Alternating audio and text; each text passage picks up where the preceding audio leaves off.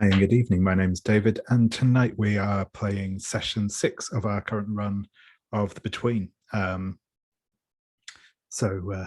done this spiel a lot of times before now, but The Between is a PBTA game of Gothic monster hunters in Victorian London. We will be following the exploits of our heroes as they investigate the dark goings on in the streets of London and deal with them. This game is being run as part of the Gauntlet, which is an online role-playing group. We get together and play games like this. We have an online calendar where you can sign up for games. We have a series of podcasts. We also publish a monthly gaming magazine called Codex. You can find information about all of the stuff that goes on at gauntlet-rpg.com. I'll put a link to that down below. And as I always forget to mention until we get to this point, the Between is published by the Gauntlet as well. So it's all in-house this evening, as it were. Without further ado, I will ask everyone to introduce themselves, remind us sort of what conditions you have again, if any, and what you got up to last time we played. So I'll go through in character keeper order, starting with yourself, please, David. Yeah, so I am David, he, him pronouns, and I am playing as Trixie, she, her pronouns, and she is using the American playbook.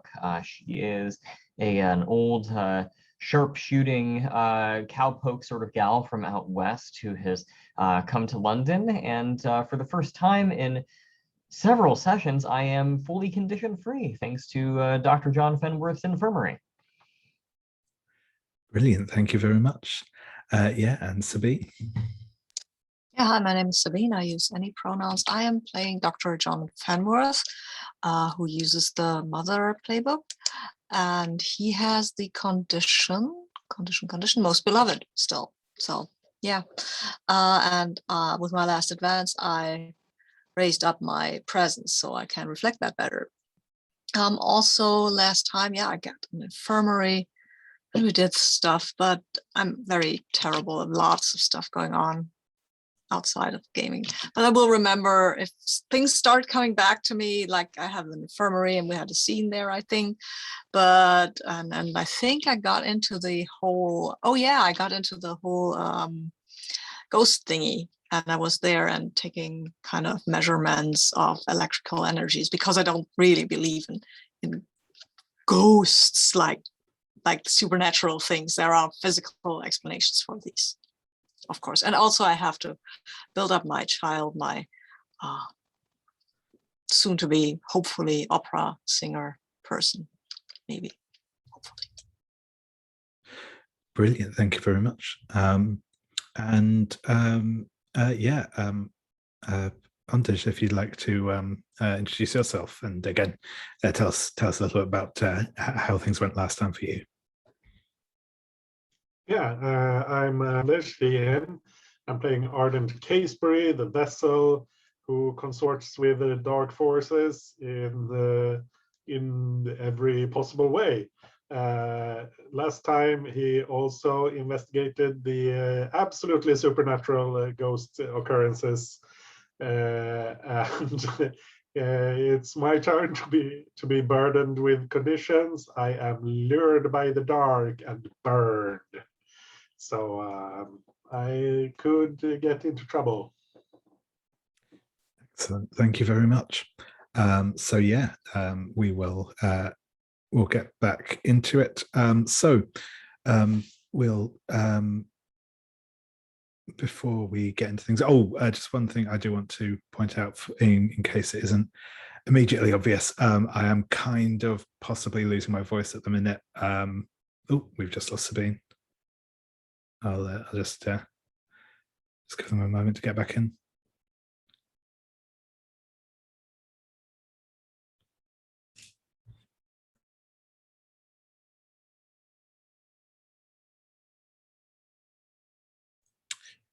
but yes, but basically, all as Gauntlet says, yeah, like I said, my voice is a bit rough at the minute. I'm hopeful I will be able to make it through the whole session, but I might have to end a bit early if I am no longer capable of speaking. So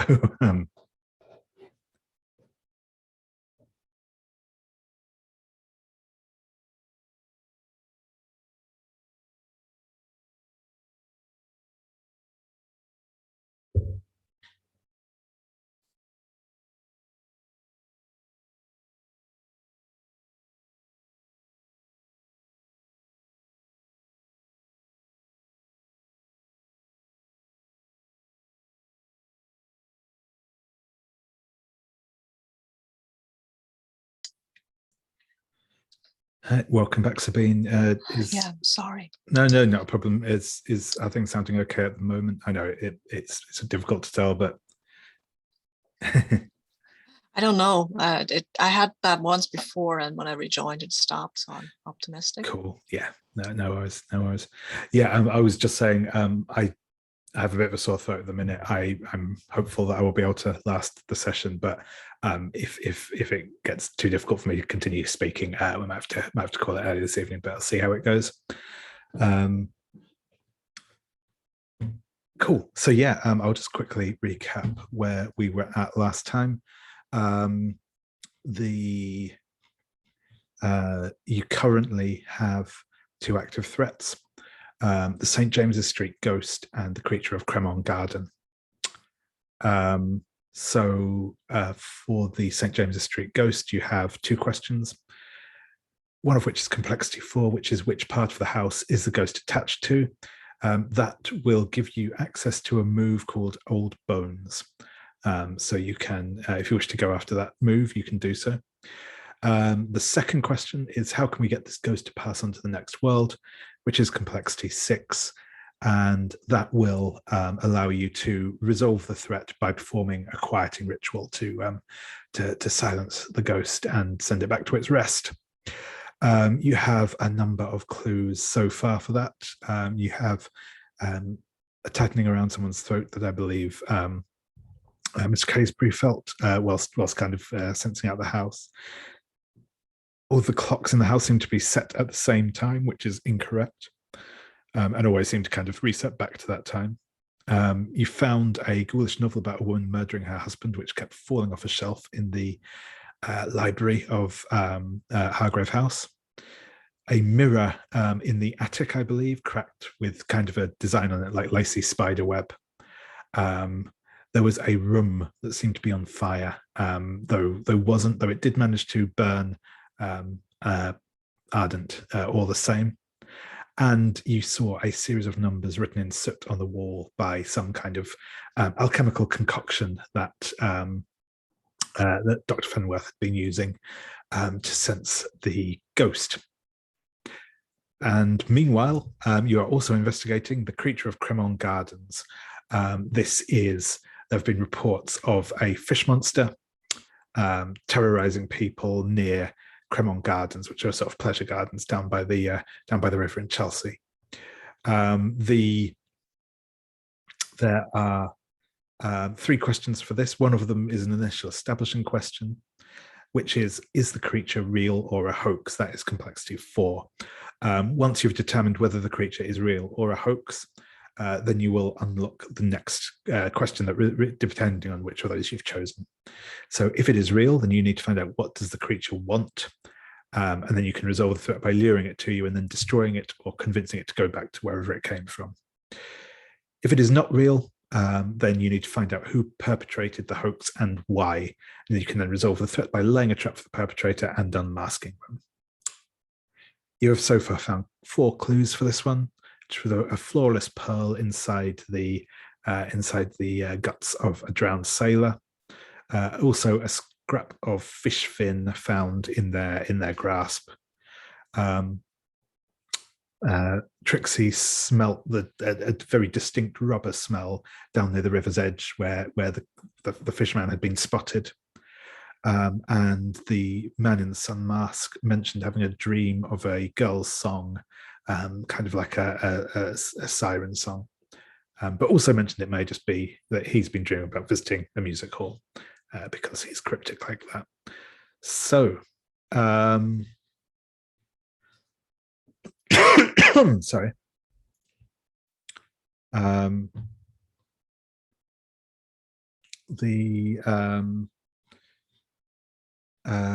Where we left things last time was with we just finished up our dawn phase, so we've got all of our things sorted out. We'll be launching into a new day phase today. So the first thing we will be doing as a part of this is introducing a new threat. And the threat that will be coming to your attention today is Sally No Face. The Daily Telegraph has a story about a washerwoman named Clara Yarborough, who was found dead in the hallway of her tenement house in Whitechapel. Her face had been carefully removed. This is the third such crime this month. The other two victims, Edward Clive and Dolly Merriweather, also lived in Whitechapel. People are already saying it's old Sally No Face who's doing it, but Sally No Face is just a legend. Children have been singing her song in the streets for as long as anyone can remember. Poor old Sally, trapped in a fire, her looks burned up without a trace. If you're lovely with fate most dire, she'll come and take your lovely face. So, I'm going to ask, I think I'm going to ask Mr. Casebury, you have a history with Clara Yarborough. What is it?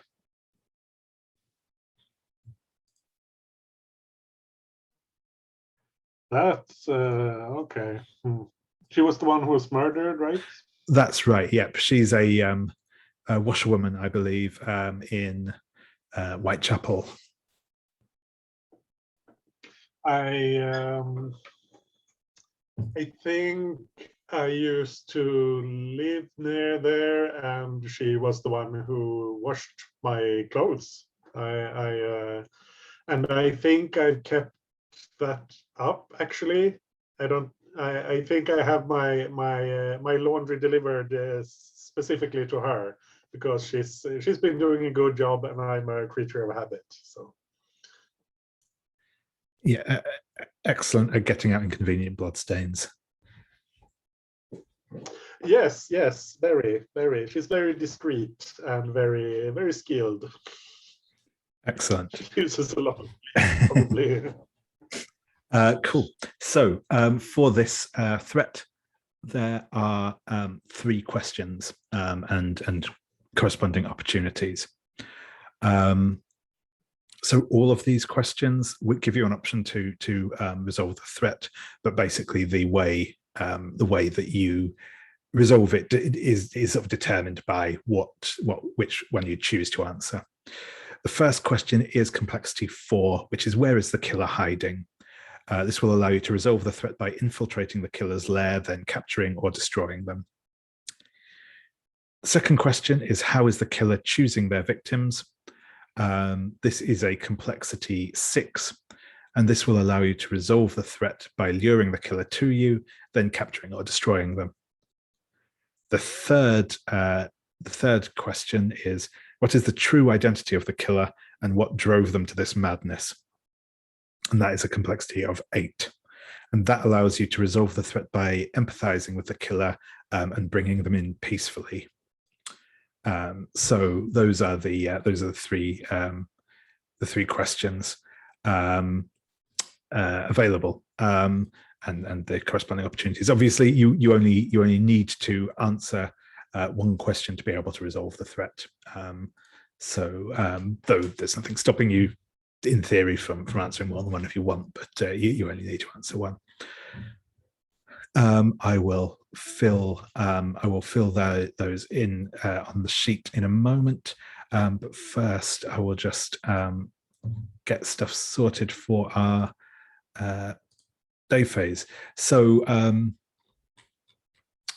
as ever, this is just going to be a series of scenes that will play around as normal. So if you want to start thinking about what scenes you might want to get up to today, what you want to do in terms of like investigating stuff, going to places, that sort of thing. If you want any scenes with other characters, whether those be player characters or NPCs or anything else that you want to get up to, the day is, as ever, your time to get things done more or less at your own pace. I'm just going to fill out that. I'm just going to go and fill out the new threat details and give you a moment to think about that while I do so.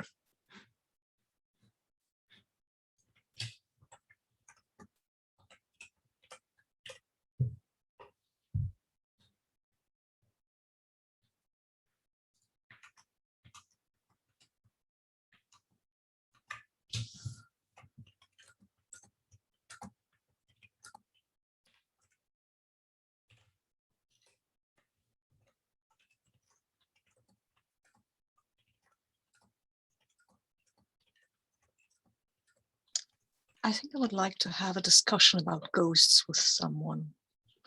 I mean, maybe I think I've already had one with Ardent, but so maybe Trixie, if that is interesting to you, David. And also, of course, I need to find a pair of lungs, right? And to find a pair of lungs, it's probably best if I go for victims of a stabbing, something like that. Because you can't have someone with consumption, the lungs will be damaged. And finding someone who dies without their lungs being damaged, it's not that easy, and I'm babbling, and I'm sorry.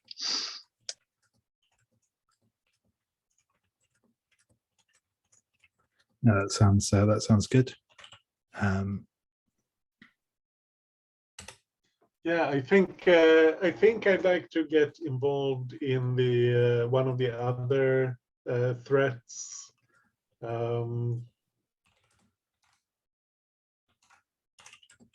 Either that or making some sort of concerted effort to go forward with a ghost, because that one is kind of muddled at the moment.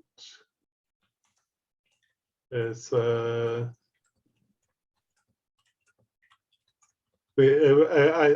can't find a good way to connect the clues to each other, more than a couple of them. So yeah, but I'm not sure. I think I'm happy to just go along with whoever is investigating something.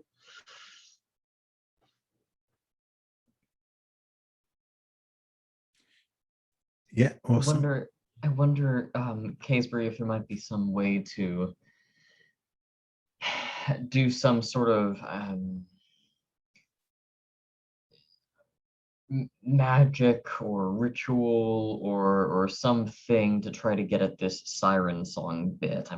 We're kind of on the brink of being able to answer the question of whether the creature is real or not. And I'm kind of curious if we can maybe pull one or two more clues down off of maybe a move that you have or something. Yeah, that sounds interesting. We could do a ritual together, maybe. Could be a fun scene. Yeah, no, that definitely sounds good. Also, the other thing is as well, if at any point you think you want to try and answer a question, if you think you've got enough info left to around to answer a question, then we can also do that whenever. We don't kind of need to specifically devote a scene to that. That's something we can do more as a just a as and when type situation. I mean, I would like to have the access to the old bones move, just for funsies. So we could try to answer which part of the house is the ghost attached to. And we could say it's maybe the nursery, because I mean, what clues do we have, right? We have these clocks set at the wrong time, and that is maybe a time when you would put a child to bed, right? So that would be interesting. And also, there might have been a fire in the nursery. It's not anymore. It's not very, very visible anymore, but it could have been the fire in the room that was on fire. And in the fire, a mirror would crack, right? Because that's what they do. And the numbers, we can probably connect the numbers as well. Yeah, the numbers are in soot, which kind of connects to a fire as well. Exactly. Maybe there's something in the ghoulish novel that would relate to that as well. A scene set in a nursery or something. Right, a woman murdering her husband keeps falling off a shelf. Oh, the book. But maybe she murdered her husband in the nursery. Yeah. Oh, nice. Like it. By strangling him, I guess. Tightening around someone's throat. Or that could just be the feeling of being suffocated Asphyxiation, by yes. the smoke. Yeah. Right. That's perfect. So that's Nice, 5. we solved it. Yeah, no, we have to roll, I think, but yeah. No, it's done. Okay, okay. I'm all for that. Sorry, Dave. No, I was just going to say, yeah, no, that sounds good. Yeah, if you want to make, if someone wants to make that roll. So I think that sounded like you had all of those in there. So that will give you a +2 in total on this roll. I think we did not connect the numbers properly. Oh, okay. And we might want to save them. Yeah, no, anyway, absolutely. So. Yeah, no, absolutely. Yeah, that's cool. David, is that okay? Is that cool with you, because you haven't said anything yet? If you want to add something, I don't want to just talk over to you in my enthusiasm. Oh no, that's perfectly fine on my end.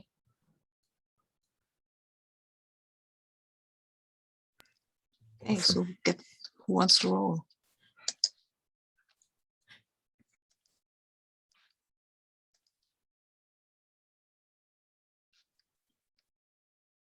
I mean, I can roll if nobody wants to.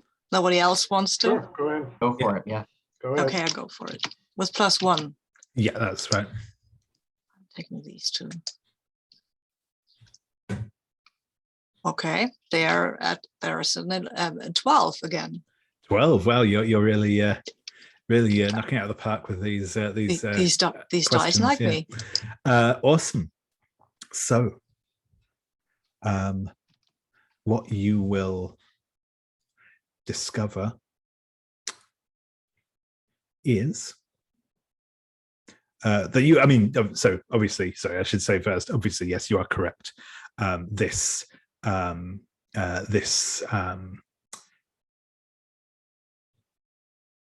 The ghost is most linked to the attic. You kind of you sort of had this strong impression of that already, but yeah, this, when you put it all together, you realize that is absolutely the case. You now have access to the custom move, Old Bones. I cannot remember if I did not copy that in there, so I will find somewhere suitable to place that. But in the meantime, I will tell you what it does anyway. So the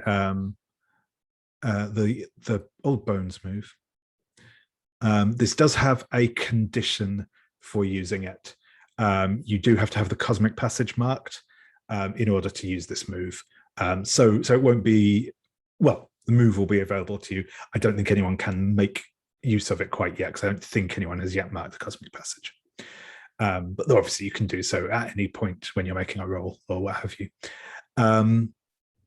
When you have the cosmic passage marked and touch, listen to, or otherwise attune to a building's architectural details, you roll with sensitivity. On a hit, a ghost will appear and answer a single question you pose to it, or perform a small task, your choice. Any answers it gives can be in the form of a clue at the keeper's discretion. And if you roll a 10+ on that move, the ghost will do so, and also it won't ask for anything in return. So that's the Old Bones move, which you now have access to. I will write that on the sheet somewhere at some point, but I'll come back to that in a bit.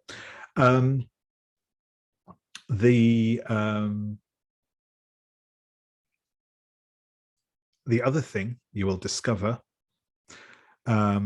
is that there is at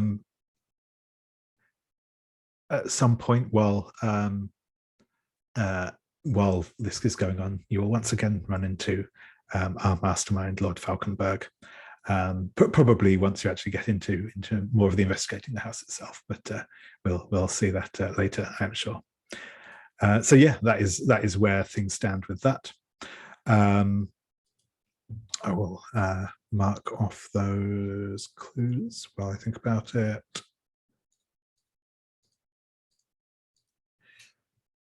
And yeah, so the I think the things that I heard were Dr. Fenworth was looking to have a chat with someone, possibly Trixie, about ghosts and stuff in general. Dr.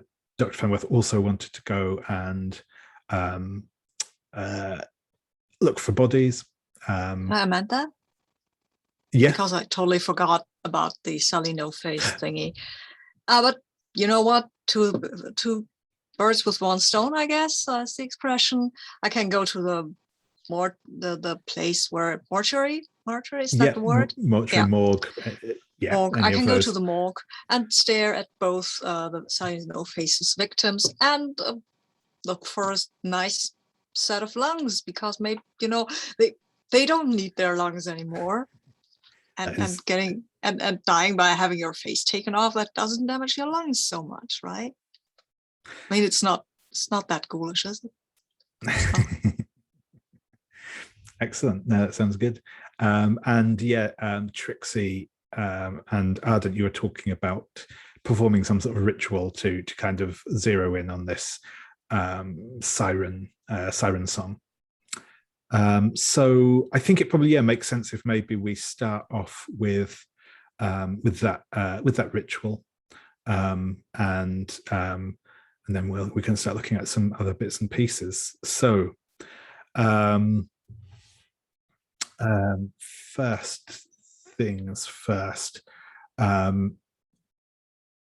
don't know if we want to come straight into the ritual in progress, or if you want to kind of have a little bit of chat first. I'm cool either way, whichever you would rather.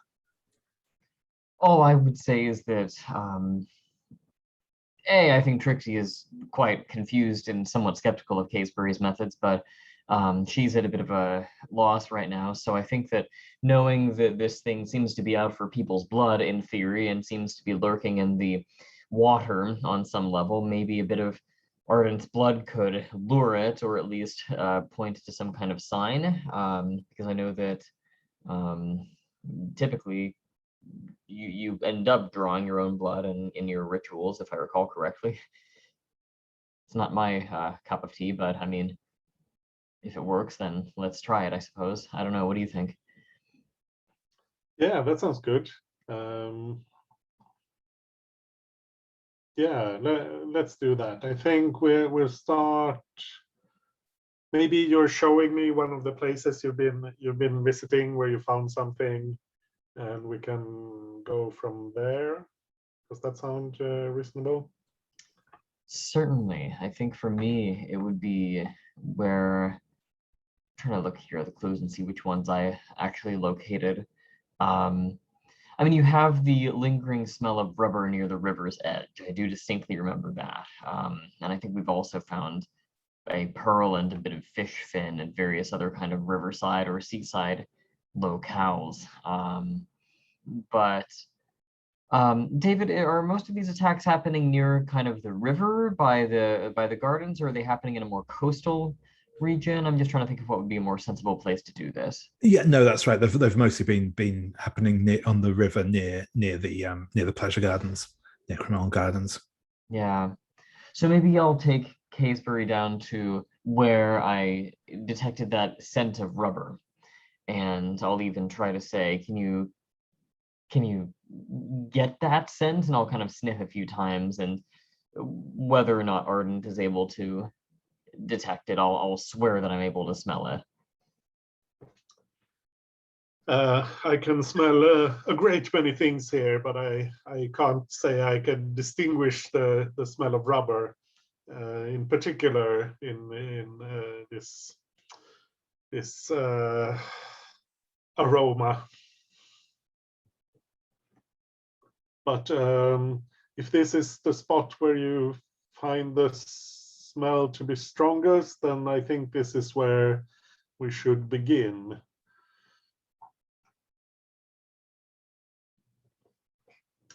And I think, are we done? Like, are we in a reasonably secluded area, or is there people milling around? I think at this time in the morning, it's not hugely busy. There are people around. It's not like private, as it were, but it's not crowded at the minute either. It's not like thronged with people. Yeah. So I think Ardent will pull out a pocket knife and slice the palm of his hand, probably, and like squeeze out some blood and let it drip into some sort of pattern on the ground, and he'll try to interpret that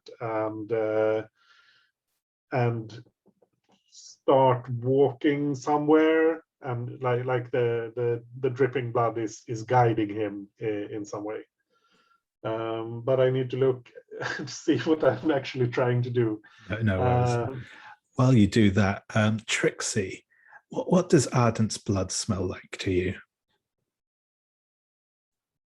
I'm thinking old pennies, very coppery, from all the iron, I think, that I'm picking up. Reminds me of all the coins people used to flip at you after you did a trick with a firearm or something like that. Nice. Awesome. So yeah, which of your moves are you aiming for here, Ardent?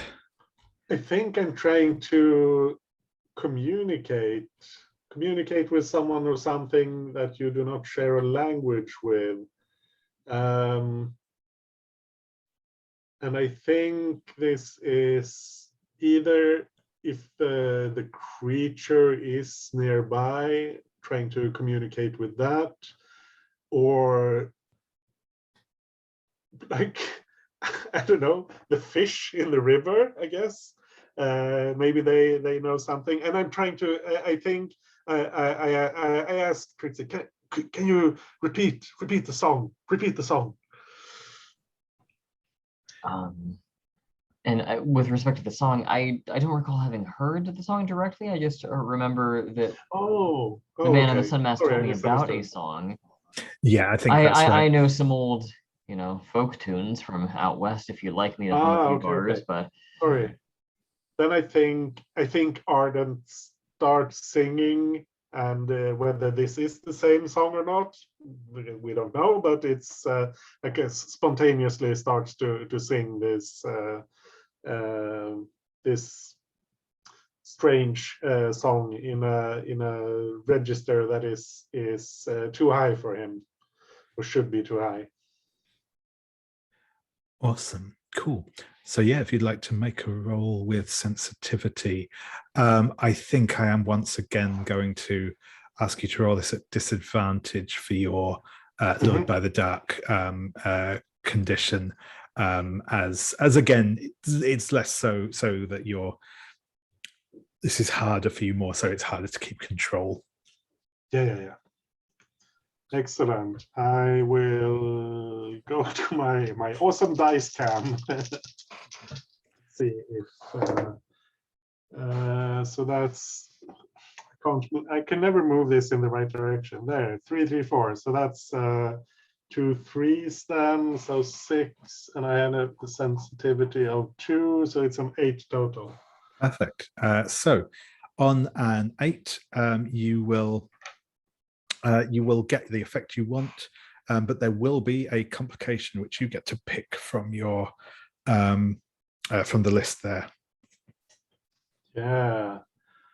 I don't think I want to take another condition right now. Let's say the magic draws immediate unwanted attention. That sounds like fun. Yeah. Excellent. Excellent. And I think I know. Yeah, I think that works. I think that works. So you reach out to the river and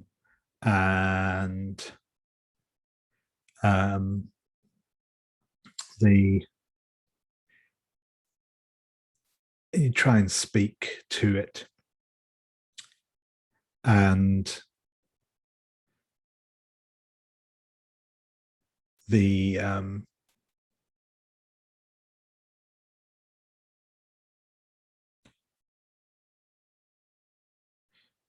you hear a deep rumbling voice.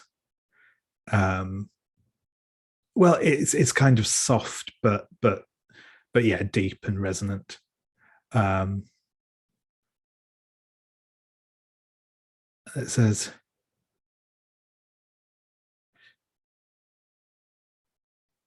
"Why do you call upon me, man? People have not spoken to me in many years." We have need of your wisdom and knowledge, Great River. You know your manners, that is well.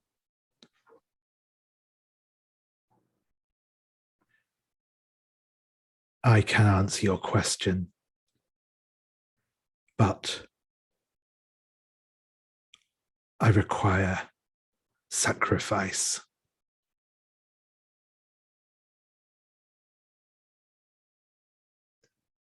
What manner of sacrifice would be suitable for this occasion, Great River? Something precious to you.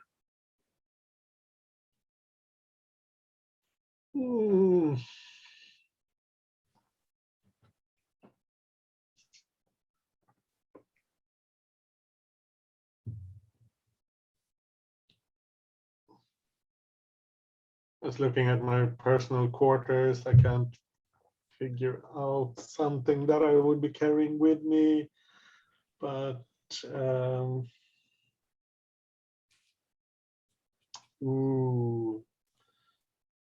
visitation cards, that could work actually.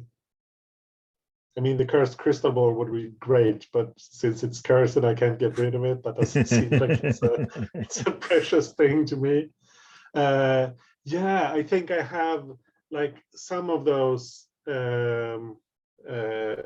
signed cards I carry with me, like a couple of special ones that are of particular significance. And I'll take out one of those and like smear it with my blood. I hesitate first, of course. I look at it. I think, let's say it's connected to the woman I had some connection with previously. I don't know if she would have cards of her own, but something related to a visit she made, and then I will take it in my bloody hand and I will crumple it up and throw it out into the river.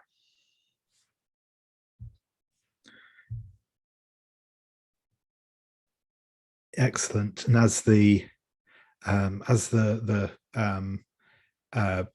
card sinks into the river, your memory of that person will begin to fade. But the river will say, "Very well, the sacrifice is made. Now tell me, what do you wish of me?" Here I need some help from the rest of you to figure out what a suitable question would be, because I don't feel like I can ask like where is the creature or something like that. But You might. I mean, I suppose you. Well, I was going to say something to the effect of where is the creature, but you could also say maybe where will this creature strike next, and we can try to set up some kind of night scene. yeah. Of course, I have an art exhibition to be at tonight, but maybe maybe there will be some overlap. Yeah, that's good. That's great. Or you might ask about the song. I mean, you started out with the song, right? So yeah, that's How true. does the song go? That sounds good.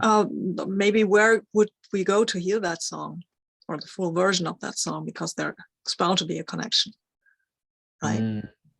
Something like that. Yeah. Um,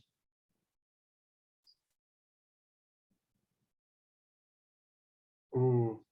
Yeah, I started out with this song, but now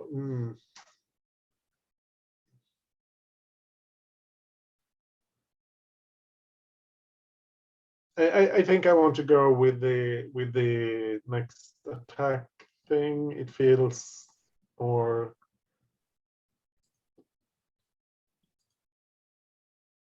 Or actually, maybe it's more fun to do the song. I don't know. I mean, this clue can solve the mystery for us, right? So Yeah.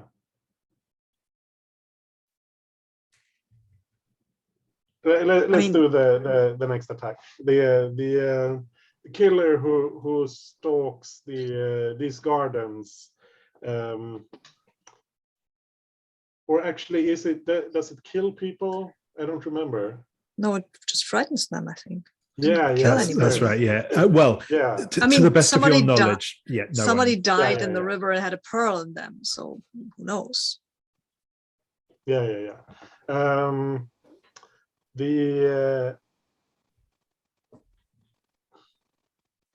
The one who stalks these gardens and preys upon it's the people who make merry here. Where will it strike next?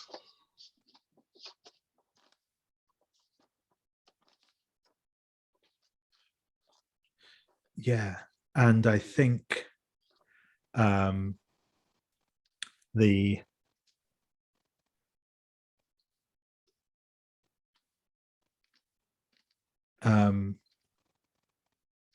the river says, I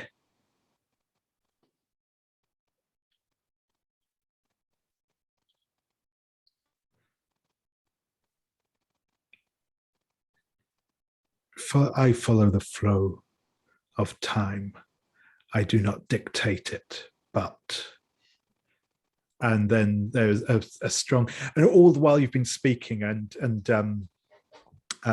Trixie, you'll definitely have noticed this more so. The river has sort of risen around Ardent's legs, probably up to about the mid calf sort of thing, and there is a big like wave almost surges forwards and deposits on the shore of the river a ring of keys. They have the sort of embossed metal keyring on them that's marked with kind of the Cremorne Gardens, like moniker sort of thing. And it definitely looks like you can see kind of where on the ring of keys. They don't seem to be like particularly rusted or whatever. They don't think they've been in the river long, but there is. You can tell just from on the ring that at least one key has been sort of broken off of here. You can just see like kind of the end of the handle, whatever you call it, the bit the end is still on the ring, but the actual arm of the key itself has been snapped off. Mhm.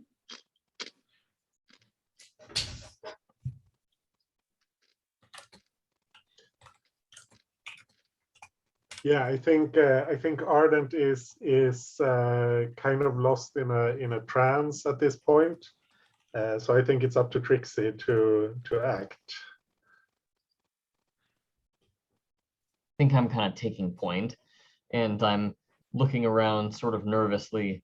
And once you kind of fall silent for long enough, I'll sort of elbow you in the ribs a few times, a bit harder than is probably necessary, and say, Ardent, people are starting to watch.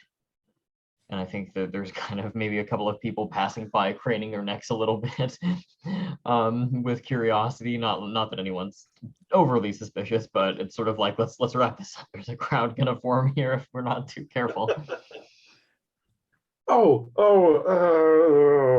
Thank you. And he touches his forehead, which leaves a smear of blood there,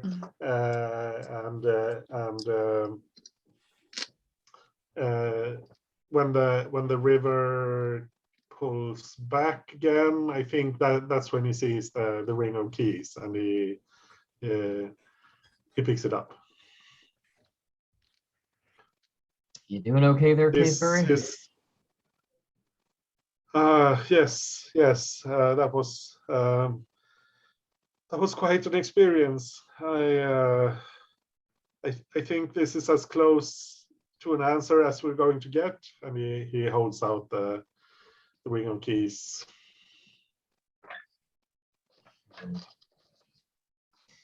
This is the Craymorn Garden emblem.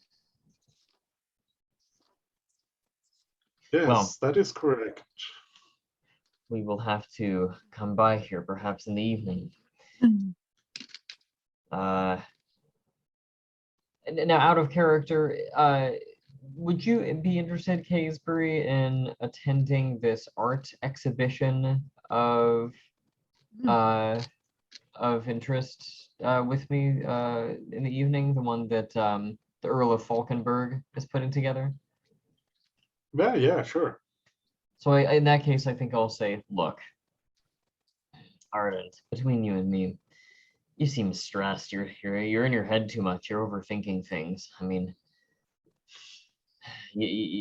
tell you what. Let's just go to this exhibition tonight together, you and me. We'll take it easy, have some wine, pish posh, whatever. It'll be a good time. What do you say? Yes. Perhaps it would be good to get some distance to all these strange goings on. Yeah, exactly. Nothing strange is going to go on at this art exhibit, I'm sure. Excellent. No, of course not. And I think we'll just switch across briefly to, not so briefly, but over to Dr. Fenworth. As you're attending the morgue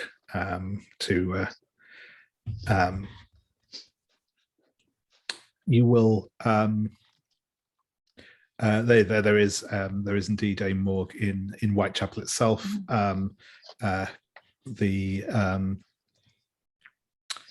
Which is where the body will have almost certainly been taken.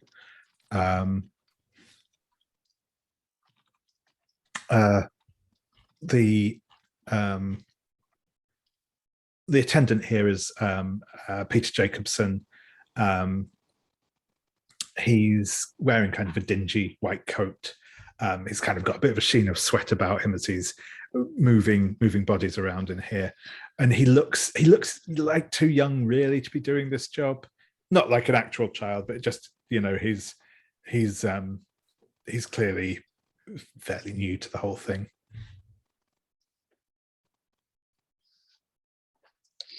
Well, I will greet him with professional courtesy.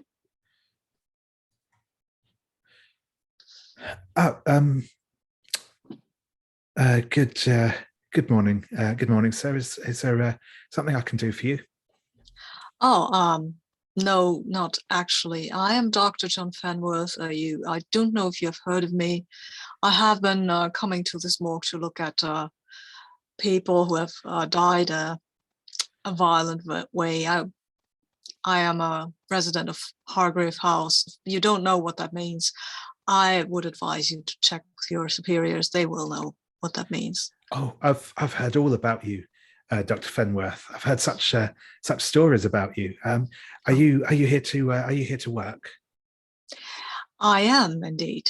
I am. I've heard that there were some unfortunate people who had their faces removed. Oh yes. I would like to inspect this, please. Of course, the Sally No Face murders. We've only got one of them in still. The others have all gone on to burial. But we've got this latest one in. She's still nice and fresh. I can't wait to show you this, Doctor. Very well, lead on then. And while I'm going with him, I let my eye roam, right? Maybe if I can see something that says to me, I have got lungs. Sure thing. Might be interesting. I mean, no, there will definitely be a couple of people of kind of roughly the right who seem to be in good condition and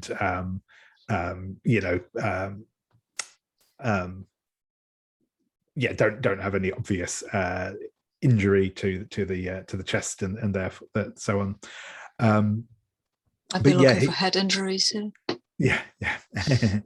But yeah, he will lead you to the body of Clara Yarborough, and he draws back the sheet, and she's lying there. There are no obvious signs of injury, except for the fact that her face has been entirely the skin and the kind of musculature of her face has been entirely removed. Say, look at that, Doctor, isn't it something? Quite. That is a very interesting cuts, I think. Yes, I need to inspect this. Of course, a little Doctor. Closer. Have you brought your own tools, sir, or do you need me to fetch anything? Oh no, I don't need you to fetch me anything. I've brought my own tools. I have not. This is not the first time I'm doing this, and I feel that maybe it should just be me and this poor young woman. Because if she has to be laid bare for the world, it would probably be more decent if it was with a doctor, if you catch my meaning. And you can see he clearly looks crestfallen as he says, "Are you sure, Doctor? I won't be any bother. I assure you. I can just stay back here nice and quiet." No. I don't want to detain you from your duties. You do very important work here. And he will kind of puff his chest up at that a little bit and say, "Of course, Doctor. I'll get on with," and he just sort of points off and kind of moves away to attend something in one of the other rooms. And he's kind of got that like slightly like kicking at the floor as he goes, sulk to him, but he will do as you ask. Yeah, and I will talk to the woman then and say to her, "But ghoulish the young man, isn't he?" And then I will, of course, I will be polite in a way that you can be polite with a corpse, but I will investigate. I have a move for that. You do indeed, yep. I do indeed. I have the beneath the skin. When you examine a corpse, you may ask the keeper two of the following. How did this person die? What would the untrained eye overlook? And can I take a body part for the child without anyone noticing? I don't think I wanted one of her body parts. There was this young man over there with a head trauma. That would be that. I need to get to that. But first things first, this one. Yeah. How did you die, my dear? Yeah. So you investigate the body, and he said it is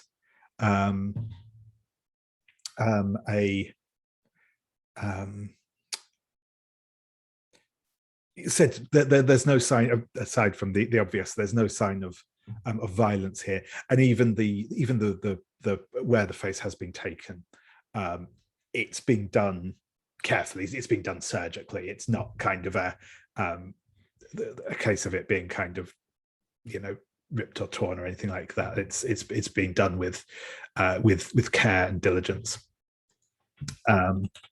But what you do discover is in, well, I guess where the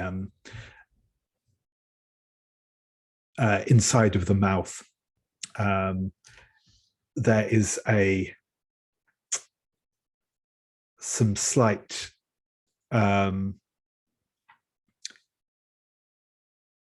what's the word I'm looking for? Not burns, but some obvious reaction to something in the mouth area. It looks a little swollen. It's and there's a distinct, like, floral scent from it, and you deduce that that she was the victim of oleander poisoning, a type of poisonous flower. Oh, nice. Huh. Very interesting. Yes, but still, I think I have two questions. I think this is too many questions, but still, because I don't want her lungs. I want this guy's lungs over there. They're bigger. Her lungs are small anyway. And also oleander. I can't have oleander poisoned lungs in my child. That's not, gosh, wouldn't do that. But what would the untrained eye overlook here? Besides the oleander poisoning. So you notice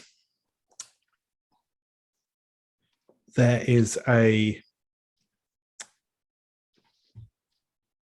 little it's probably actually so you know that where the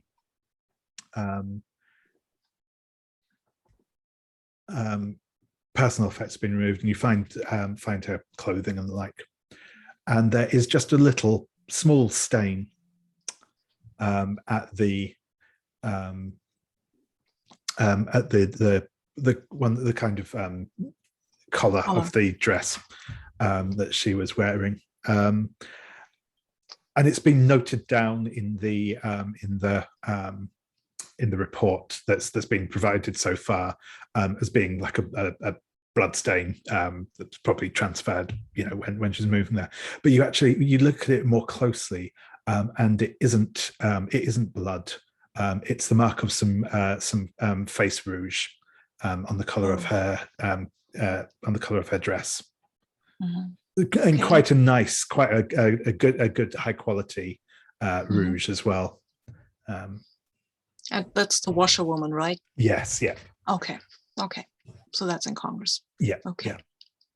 Nice. Very interesting.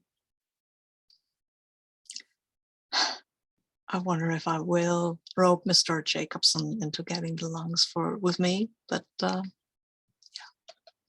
see how that goes.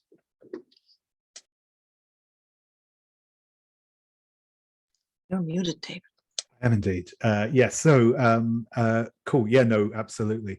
I think we'll take a quick break now, and then come back. We'll come back at 22, and I'll see you all then, and we'll pick up and see what else we want to get done.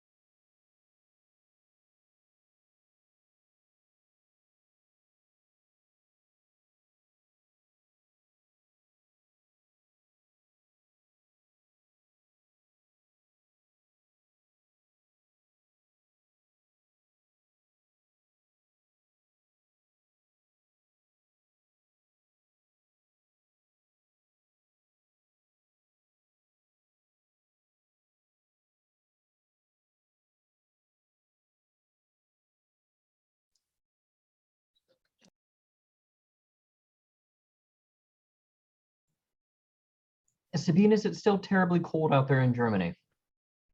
No, today it wasn't. It was yesterday morning. It was really cold.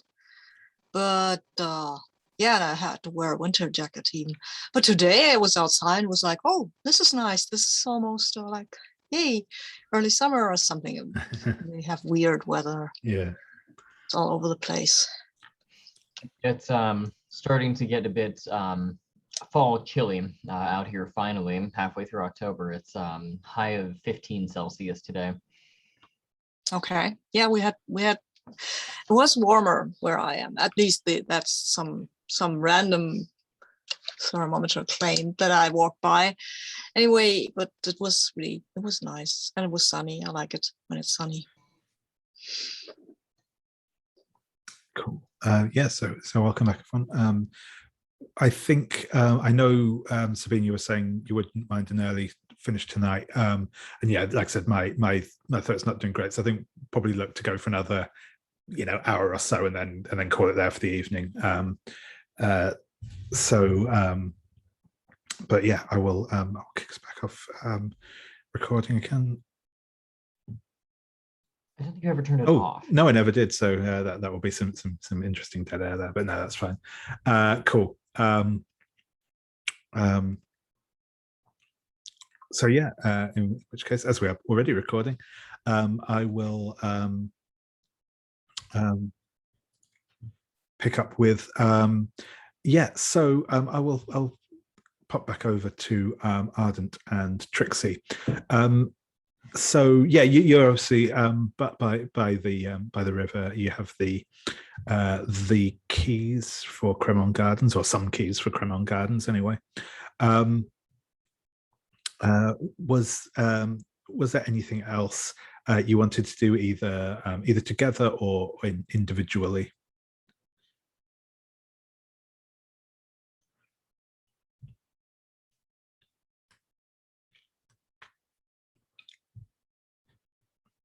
Or obviously, if you wanted to like change the scene completely, that's also cool.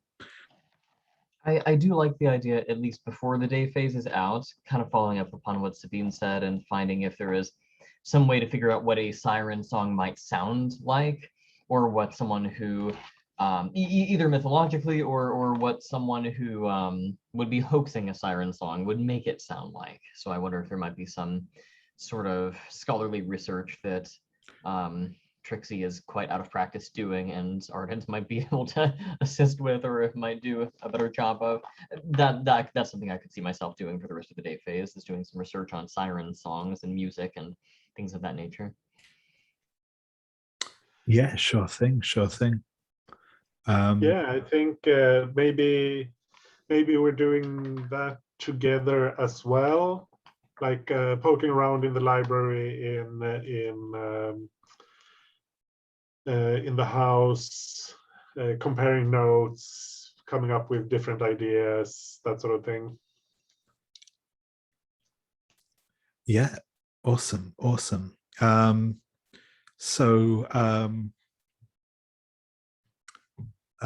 Yeah, if one of you would like, sorry, go ahead. Maybe even Dr. Fenworth joins us later on, or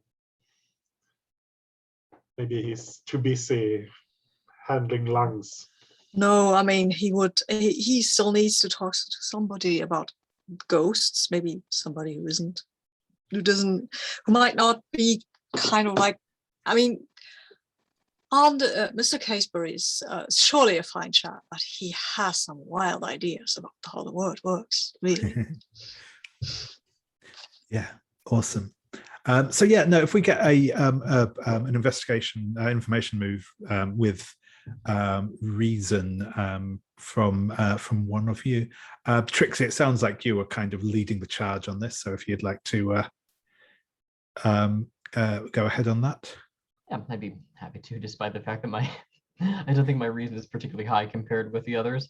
Oh no, we have the same one, Ardent, you and I. Oh no, I'm low, I'm 0. But anyway, I'll give it a try anyway. We'll do 2d6 plus 0.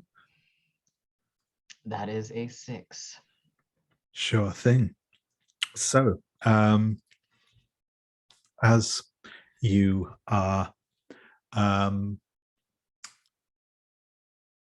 investigating the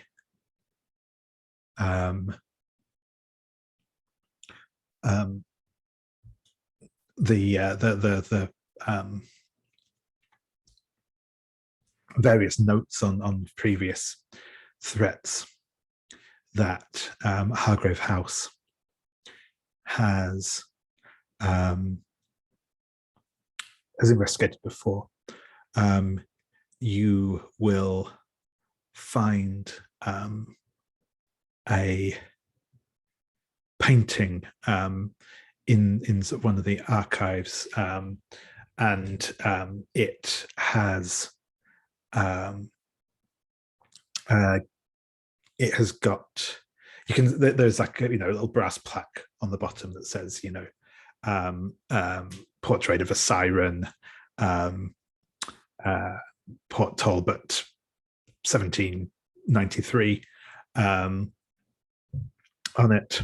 And as you lift the kind of cloth cover over the portrait, an eerie light almost seems to spill out of it, and you find yourself transfixed by the image in front of you, and it won't be until probably either Mr. Casebury or Dr. Fenworth comes to find you at some point later, that they'll be able to shake you out of the trance, and you will take the condition ensorcelled. I like the sound of that. No, we'll call it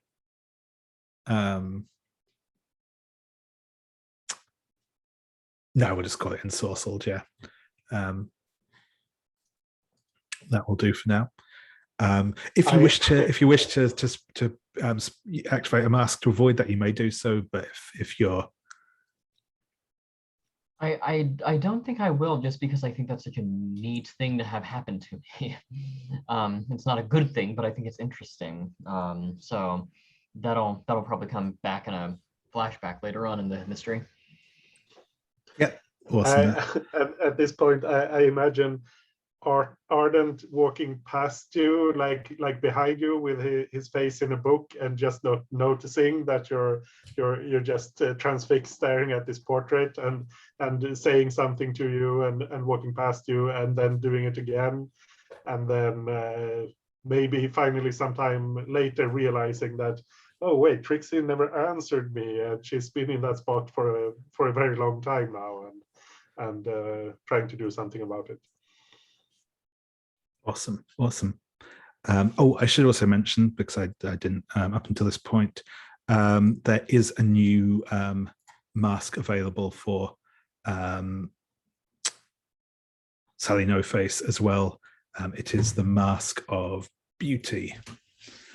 So if at any point you want to use that while sort of working on that case, you are free to do so. Cool.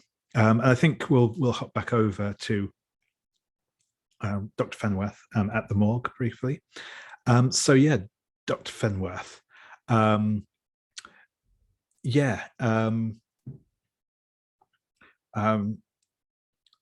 You know that there is a body here that you think would definitely be suitable for removal of lungs. Obviously, this isn't an easy task to accomplish stealthily, as it were. But so I think regardless of the approach you take, it will probably be a day move to kind of do this and get away clean. But what do you, how do you think you are going to approach this? Are you guys just going to try and do this as quietly as possible? No. Are you going to, yeah, cool. Oh, sorry, I didn't mean to interrupt you there, but Peter Jacobson was the name of the attendant. That's right, yep. I will call to Mr. Jacobson, because I mean, he seems to be very well versed with corpses and the like. And for my studies, I would need this man's lungs. And I will admit that this sounds a bit strange, but Hargrave House has done some investigations into strange manners, and this would help me. So if you would be able to help me with this endeavor, it would not be to your detriment. And I will flash a bit of coin as well as flattering him and his expertise with corpses. Excellent, excellent. Yeah. So yeah, if you would like to make me first, what are you afraid will happen if this goes badly? I think what I'm most afraid of is that he loses his nerve and we damage the lungs. Sure thing, sure thing. If you would like to make a roll with presence, please. Yeah, okay. See how that goes. These dice really like me. It's a 12. 12, perfect. I wanted to put on a mask. Damn it. No, I'm not complaining. I'm not complaining. No, that's perfectly fine. So yeah, I think he will say, of course, Doctor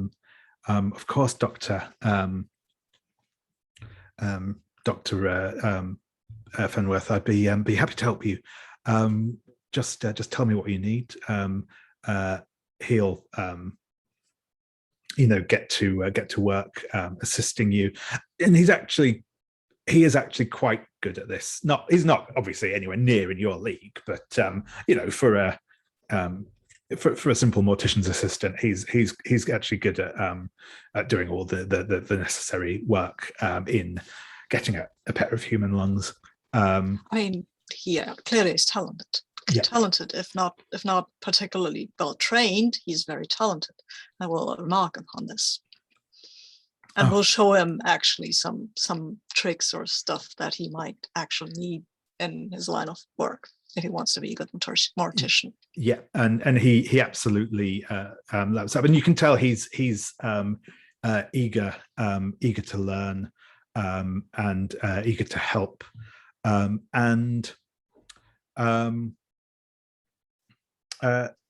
going to say I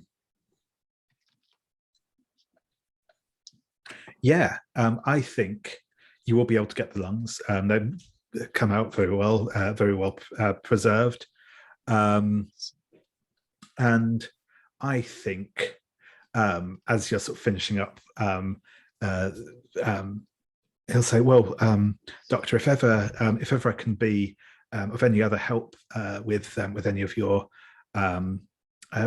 work, just let me know. Always keen to learn more about the human body and help you with your work." And he'll kind of generally be very obsequious and fawning, and you can add Peter Jacobson to your personal quarters as nice. You have you can certainly call on him from time to time for assistance. Nice. Okay, I will.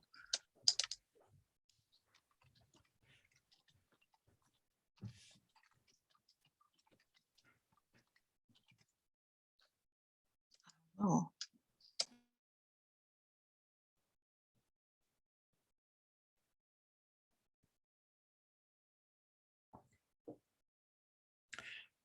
Excellent.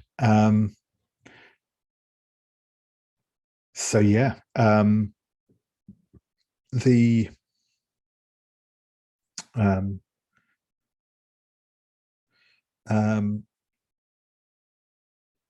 so do you think you will return straight to Hargrave House to of course, these lungs?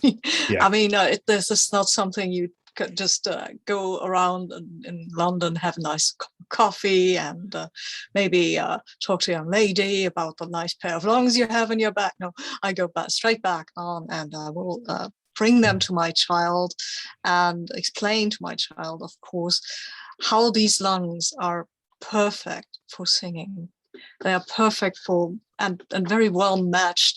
We need, of course, a rib cage for them, but eventually, because otherwise they won't stay straight. But look at these. These are perfect. These are absolutely. I cannot wait until I have what the other things that I need. You will have a voice, my dear. You will have the best voice in the whole world, and you will use it. You will use it so much better. Excellent. And so, yeah, would you like to narrate a brief, pleasant memory of the person you lost that is triggered by holding the part in your hands?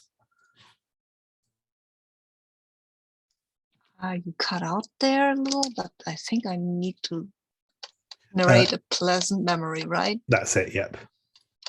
Yeah. Oh, that is not that hard. There's a passage in one of the operas that I so love, where the heroic tenor is going on, and he has to sing this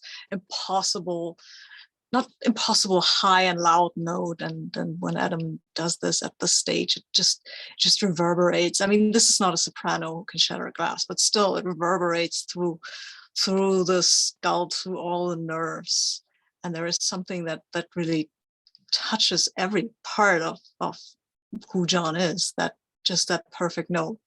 But to have that note, you need good lungs like these. Excellent.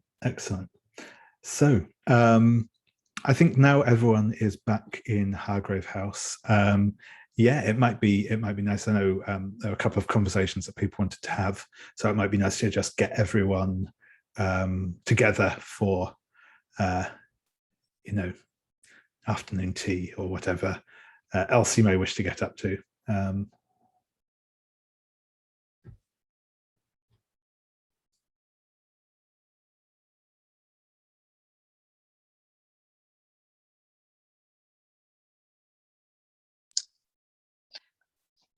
For my part, I almost don't want to get rid of the ensorcelled condition until this mystery is solved. I think it fits so thematically well. So if anyone would like to do a I'm trying to recall the name of the vulnerable move, yes, you're welcome to, but maybe I'm not in it mechanically speaking, at least. I mean, I think it says you can lose a well, condition, right? Yeah, right. You may clear an appropriate condition. You don't have to. If you like to, if you like your conditions, you can keep them. Okay. Yeah. But yeah, and like I said, if as well, if you just want to have an in-character conversation anyway, that's fine. We don't have to trigger the vulnerable move anyway for that. So it's Oh, I want to actually. Yeah, cool. For the clue more than for the removal of conditions. Sure. But I want to maybe I'm coming in and finding the two of them both a bit, well,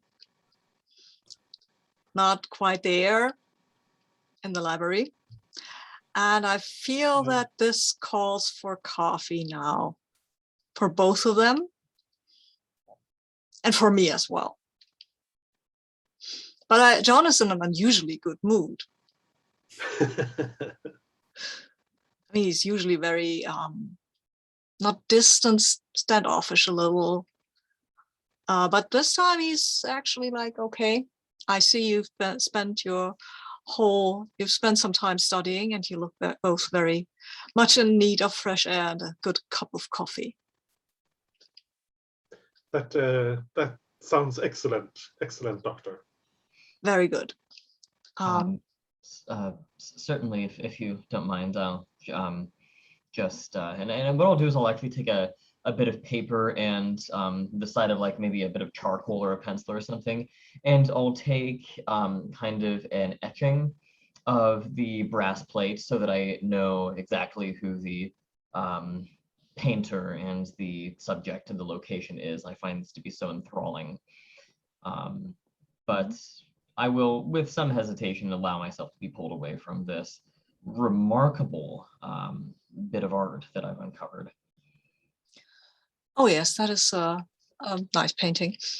I am more of a, I care more for music than for painting.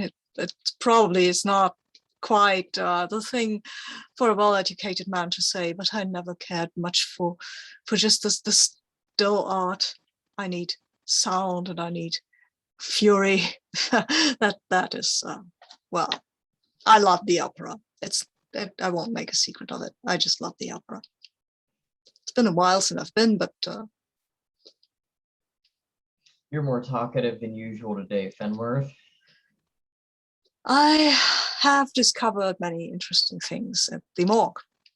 Also, I have met a very nice and intelligent young man who I have taught things to, and I forgot how much I enjoy teaching.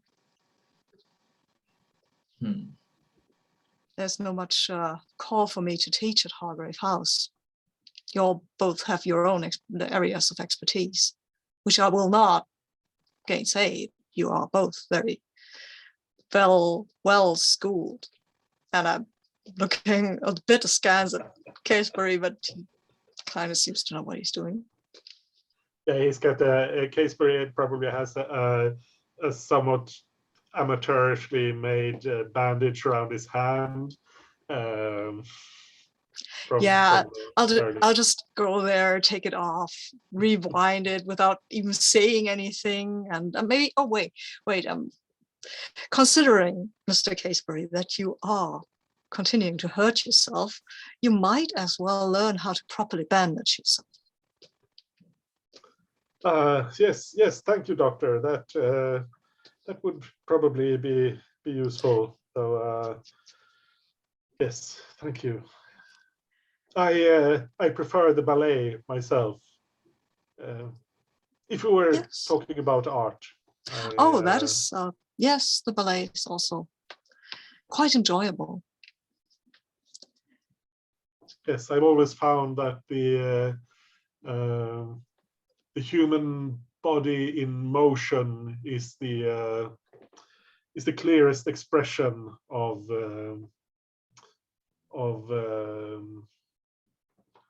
emotion. You are not wrong about this, Mr. Casebury. I feel that maybe we, at one time, we might go and visit a ballet. I have not seen one recently, but I remember that I quite enjoyed it. Yes, it has been some time for me as well. It would be a welcome break from all our work here. But I believe we have a different outing planned. Charlie has invited us both, I believe, to the Falkenberg get together. Yes, I'm quite looking forward to that. Seems. Yes, it strikes me as something of an upscale kind of occasion. So, as they say, dress your Sunday best, or whatever they call it. I raised my eyebrow at that just a little, but I don't say anything. Well, one thing I wanted to talk to y'all about, he doesn't say y'all, sorry. One thing I wanted to talk to you about, sorry, ghosts or manifestations, as it were, in the Beale House. I think we've found out where this phenomenon is centered. There are clear indications. I've put on some chemical substances that clearly point towards the nursery in the attic. Other things might point that way as well.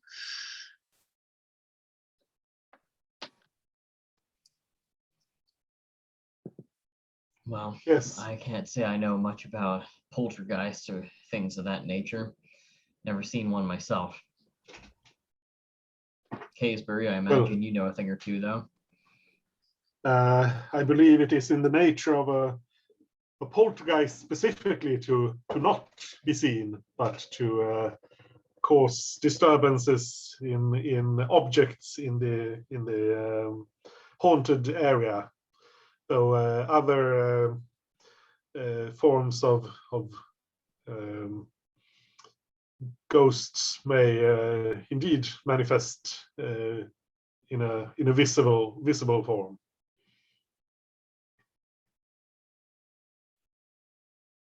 And Mr. Caseberry, have you ever seen a ghost manifest in the visible spectrum while you were not under the influence of a substance?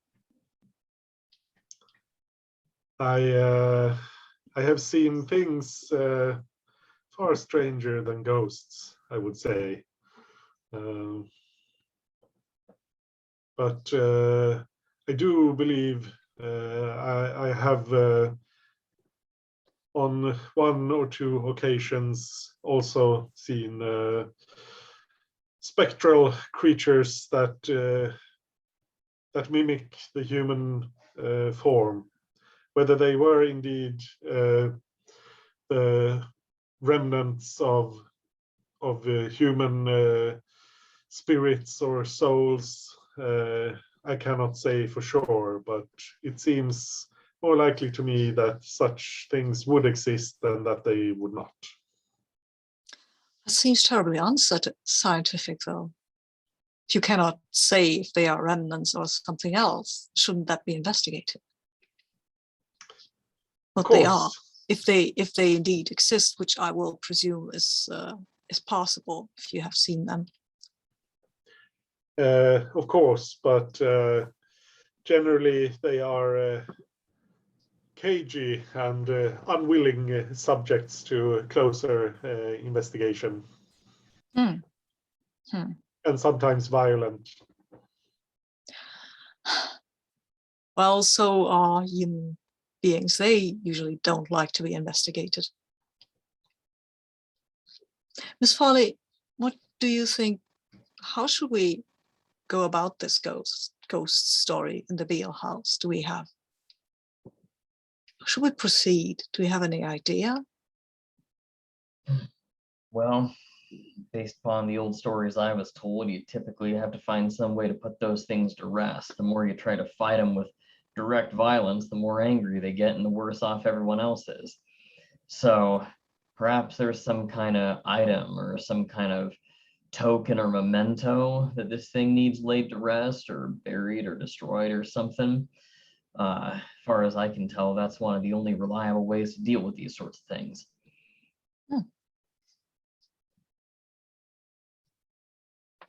Interesting. It is conceivable that the energy has a connection to a physical item that keeps it coherent. Of course, there's a possibility that this thing's out for blood, and I've known a number of old stories of ghosts that lingered around because their murderer is still around, and you got to take care of them in order to quiet the ghost down. So could be any number of causes, but the point is you can't get at the ghost directly, at least not without a big old problem. Yes, that seems wise, even if it is not what is commonly held to be a ghost, even if it's just electrical energy.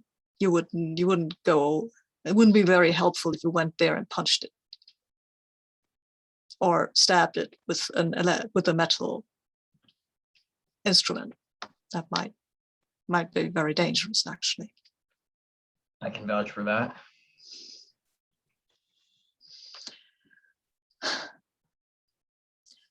And I think we're at the coffee house at that point, right, where John guided everyone. And let's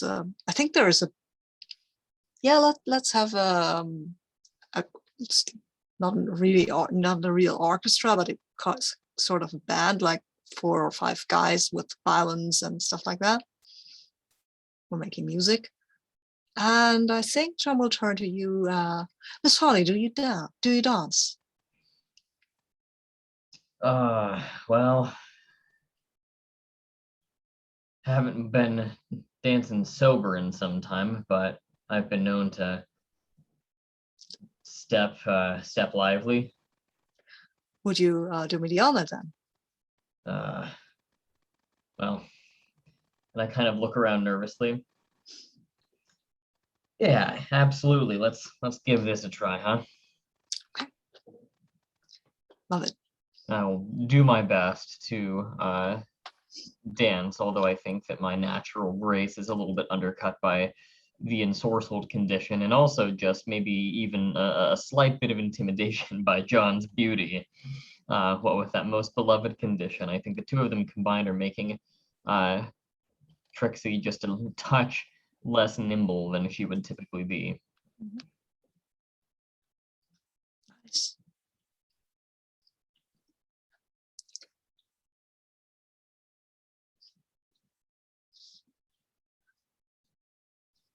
Awesome. Thank you.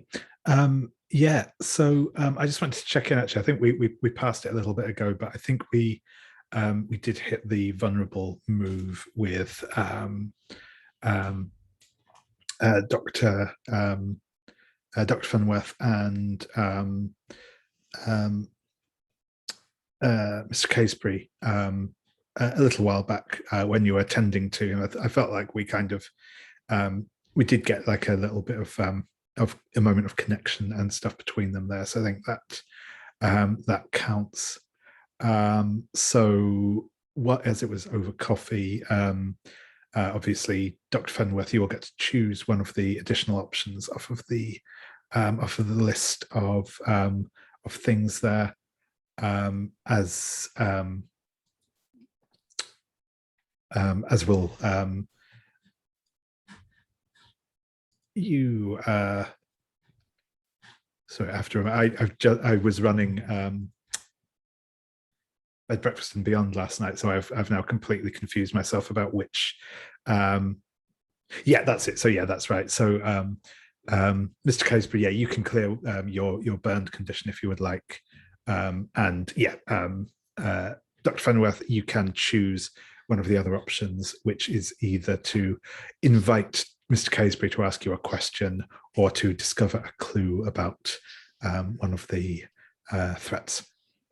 As much as I like Mr. Casebury asking me questions, in this case, I think we could use another clue. Yeah, sure thing. So yeah, you may detail what it is you find out over the course of that that sort of little conversation in the library or wherever it was you had the coffee, and yeah, you say obviously what clue it is you find and what threat it is associated with.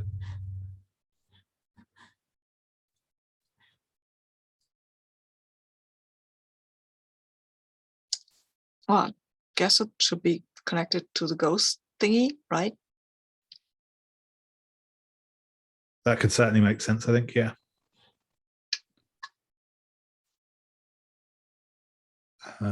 Yeah, that injury on Mr. Casebury's hand was inflicted by the ghost. Oh, okay. Or the ghostly fire, anyway, in the... Right.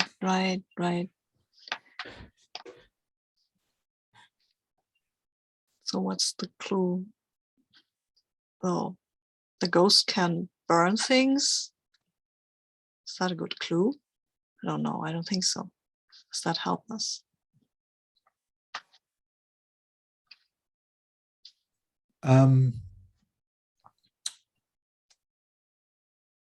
Yeah, so I mean, what you're looking for is obviously what you're looking to answer on that is a ritual that might help to get the ghost to pass on to the next world. So it could be some link of the fire to their death, or it could be learning something about the injury. Maybe something is revealed by that, I guess. The ghost has a connection to fire. Go ahead. I was thinking maybe the burn is like could be interpreted as a picture or something. It shows some symbol or something. Yeah. Mm-hmm. Yeah. Yeah, that sounds cool. And you don't even necessarily have to detail what it looks like at the moment if you don't want to. If it, you could just be like, yeah.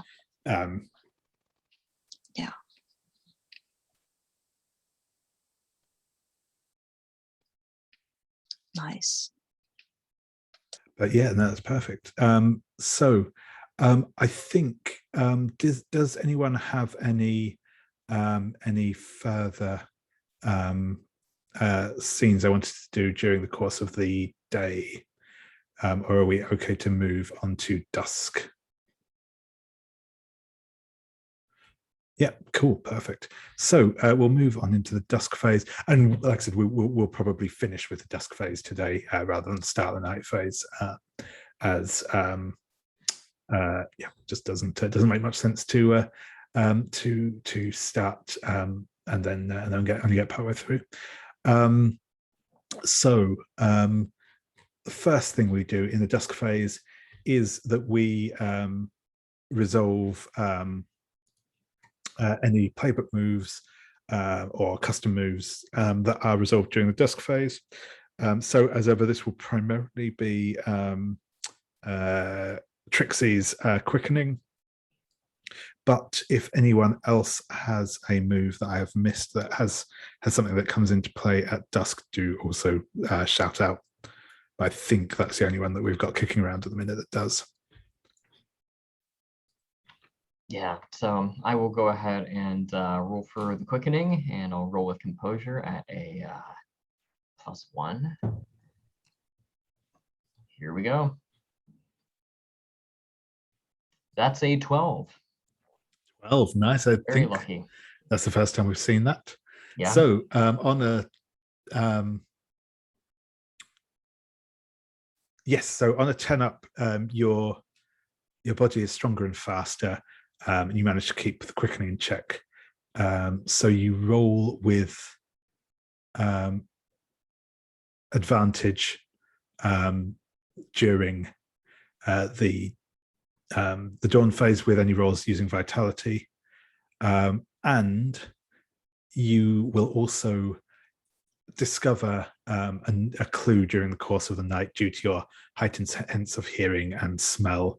And during the dawn phase, you'll tell me what that is. Again, usual things apply. I can't conclusively answer a question, but it can be anything relating to any threat. So yeah, we'll get to see that in the dawn phase after our next night phase. But no, that is awesome. So that is we have resolved moves. So we will have a paint the scene question for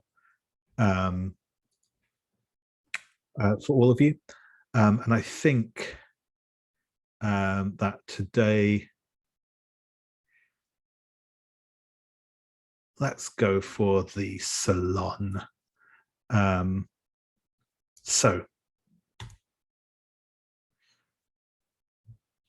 what do you see in this room that makes it the most comfortable spot in the entire house? And I think I'm going to go with, well, I'll go with you first on that, Trixie, if that's okay. Sure. I need to refresh my memory on what exactly is in a Victorian salon, unfortunately. I want to say it's sort of like a lounge or something. Yeah, that sort of thing, I think. Yeah, it's like kind of like a parlor or like an elegant sort of sitting room. Okay. So I think what we might find is, and I'm kind of looking here, it's described as the most comfortable spot in the house. I'm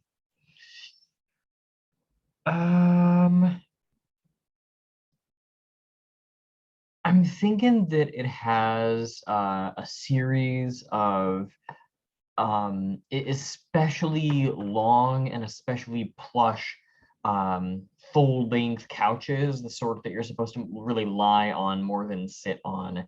And next to each one, you have kind of a wide assortment of fine liqueurs, brandy, and you have cigars and things along those lines. So the furnishments and furniture are both really pleasant, very comfortable, very inviting.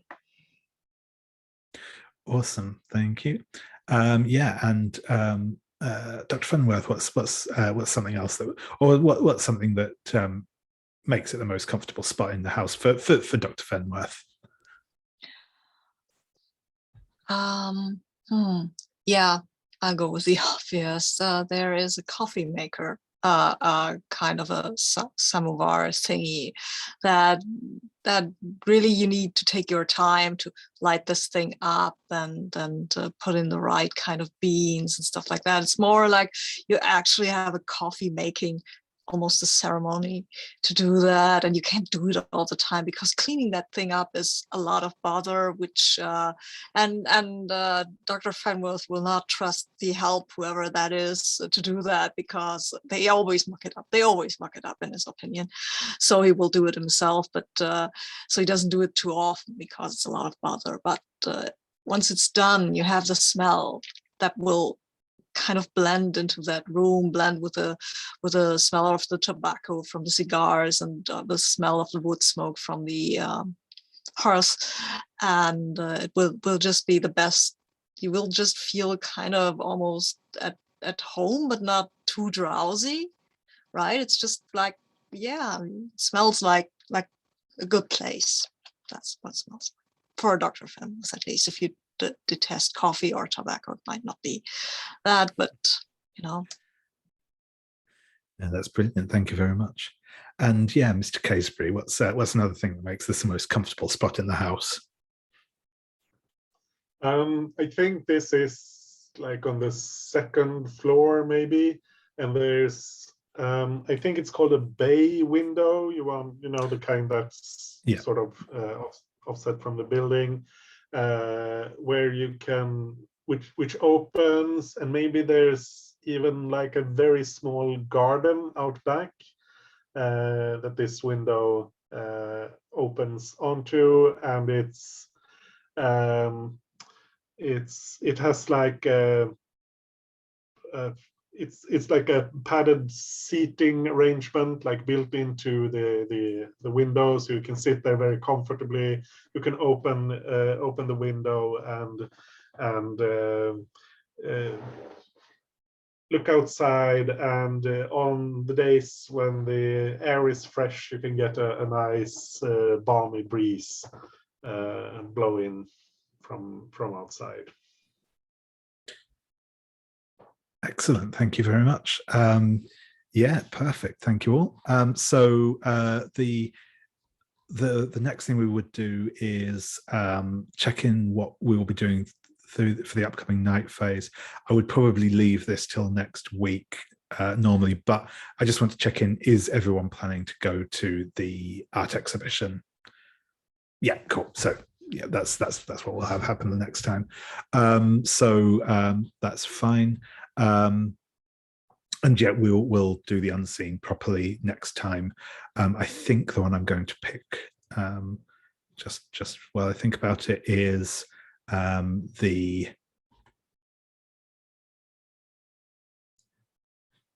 just because of the mention of the opera and the like earlier. Yeah, here we go, an evening promenade in Covent Garden, and I'll just highlight that. So cool. That's the other one we will do next time. But yeah, that is where we'll stop our recording for this evening. And yeah, we will pick up again next time.